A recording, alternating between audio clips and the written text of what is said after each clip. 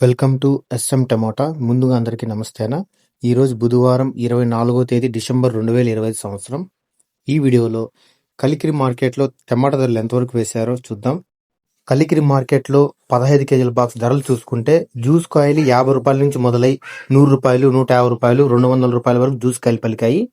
Mixing కాయలు 200 నుంచి మొదలై 300, 400 రూపాయల వరకు మిక్సింగ్ కాయలు పలికాయి.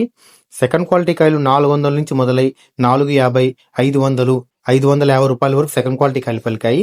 క్లాస్ కాయలు 550 నుంచి మొదలై 600, 650, 700 రూపాయల వరకు క్లాస్ కాయలు పలికాయి.